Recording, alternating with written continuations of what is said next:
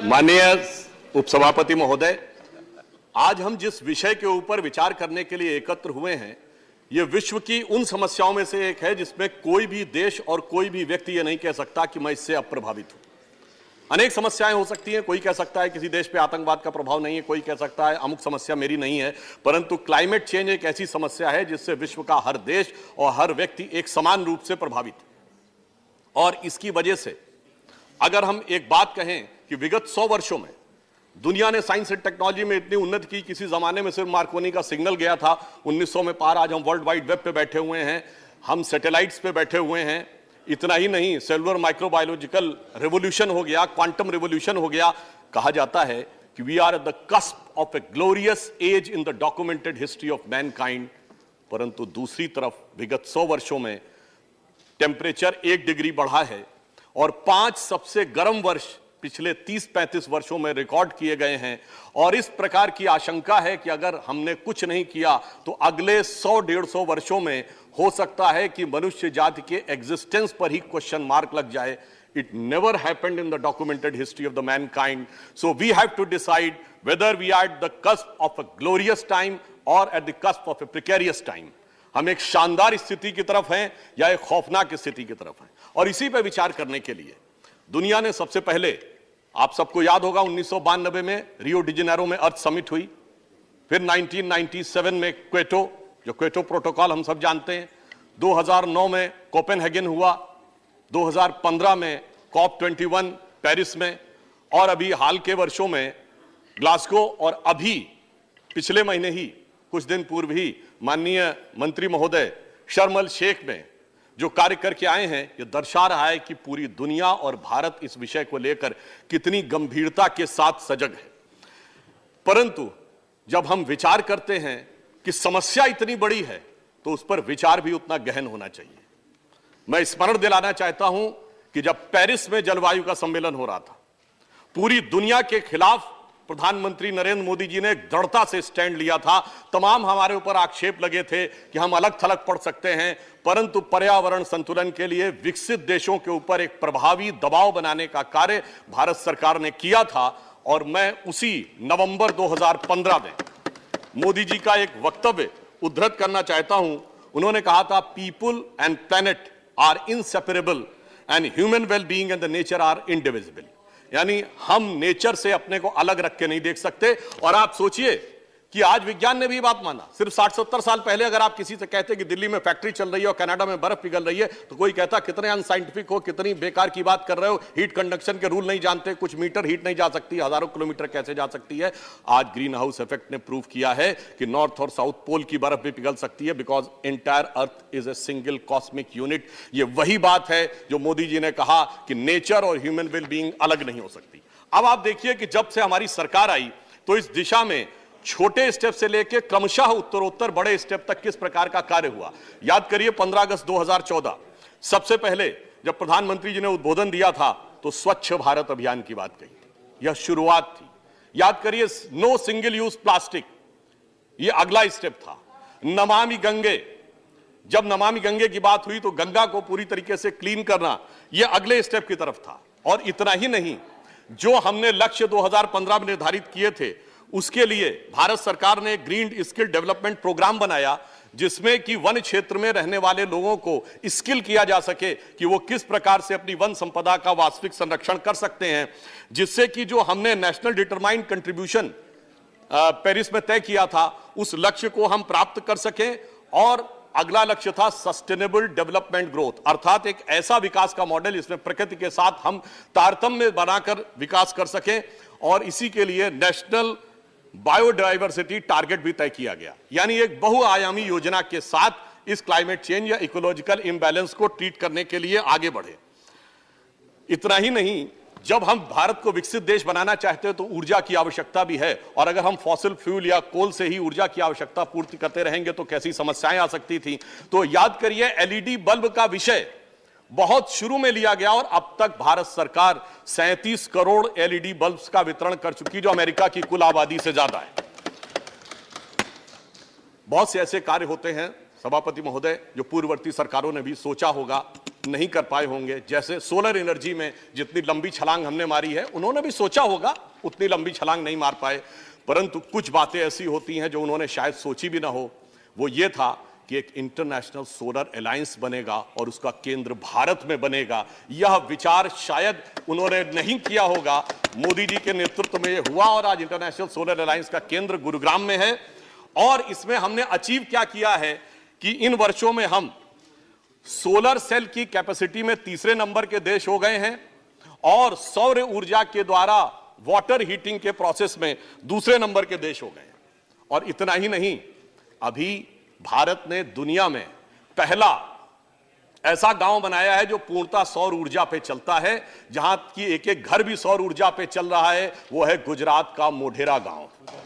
और इतना ही नहीं, वहां पर भगवान सूर्य का एक मंदिर भी है। तो वो भावी भारत का भी प्रतीक है और गौरवशाली भारत का भी प्रतीक है।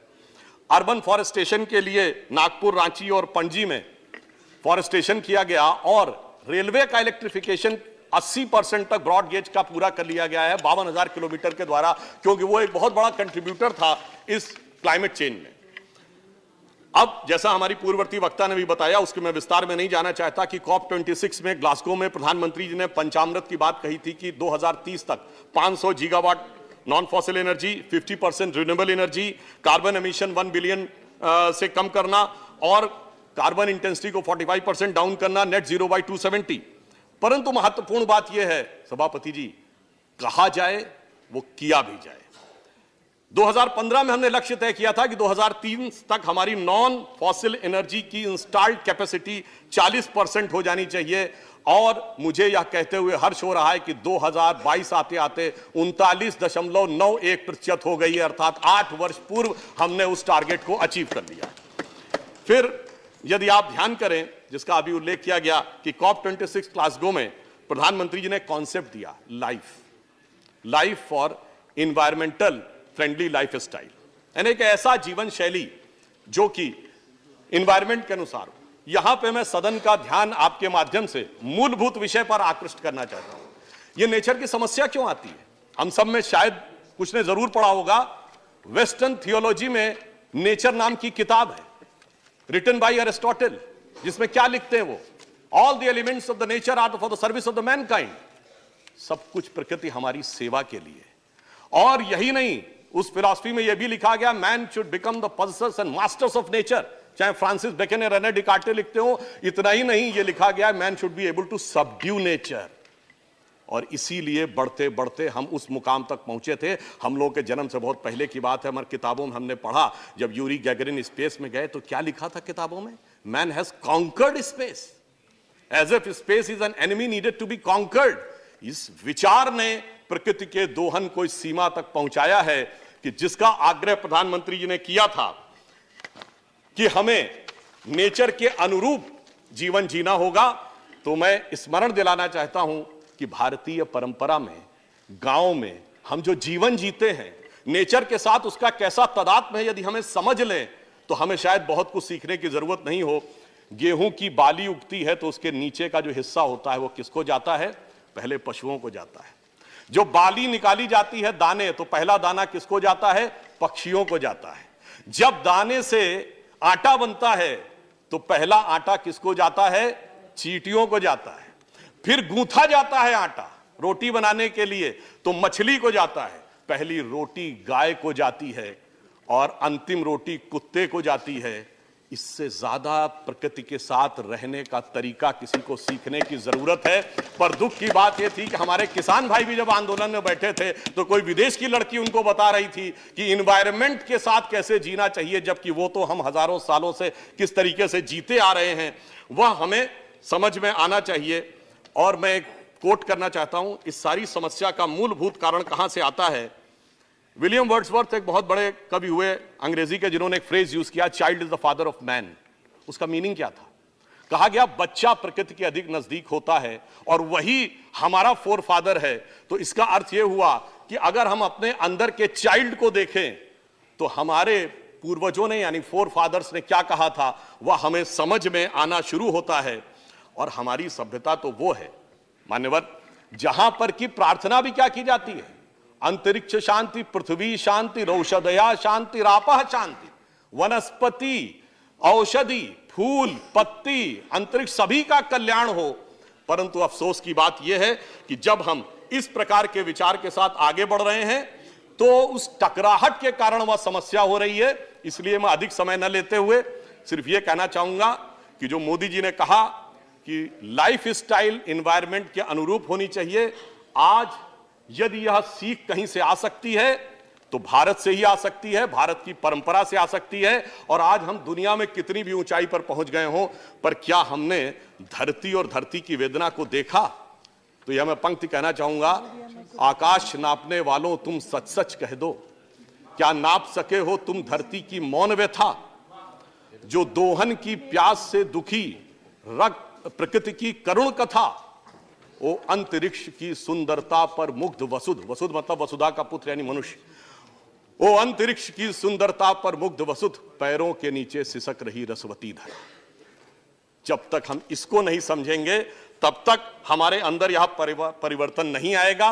इसलिए मैं सिर्फ ये कहना चाहता हूं, we are the only country in the world and we are the only civilization in the world which can give an answer to lower down the temperature of the ecological climate and the cultural climate also, because this is embedded in our culture। और हमारी government ने आने के बाद उसको उत्तरोत्तर आगे बढ़ाने का कार्य किया है।